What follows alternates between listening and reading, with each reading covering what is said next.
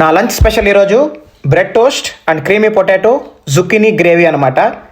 సక్ సక్ సక్ 2 minutesలో అయిపోతుంది అనమాట. ఈ లంచ్ చాలా హెల్దీ. ఇంకా మొత్తం ప్రాసెస్ అన్నీ మీరే చూసేయండి.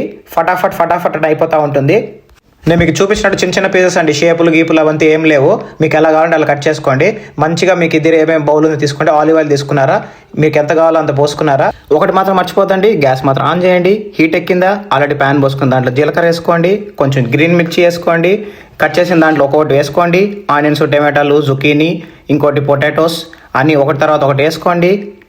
వేసుకునేసిన తర్వాత మెల్లిగా ఆచితూచి కలపండి, ఎందుకంటే ముక్కలు ఇరిగిపోతాయి. నెక్స్ట్ బాగా కలిపిన తర్వాత కొంచెం పింక్ సాల్ట్, మన నార్మల్ సాల్ట్ కూడా వేసుకోవచ్చు.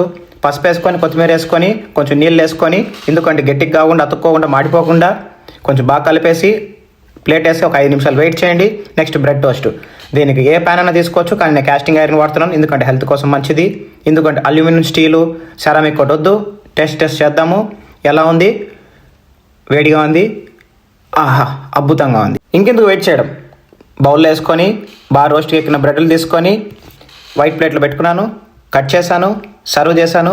ఇప్పుడు మీకోసం ఎలా ఉందో తిని చూపిస్తాను. నేను చెప్పేది కదండి, మీరు ఒకసారి పూర్తిగా పొటాటో, జుకీనీ అంతా గ్రేవీ బాగా చేసుకొని రోజు రైస్ ఏం తింటానని చెప్పి ఈరోజు బ్రెడ్ తీసుకున్నాను. నాకు మరీ టూ మచ్ రోస్ట్ కూడా నచ్చుతాను అనమాట. కొంచెం సెమీ రోస్ట్ ఇష్టం అనమాట. అబ్బా నా భూతం నా భవిష్యత్ అండి. ఎక్సలెంట్గా ఉంది, మీరు ట్రై చేయండి. హెల్త్ అంతా బాగుంటుంది. Thanks for watching my videos. Bye all.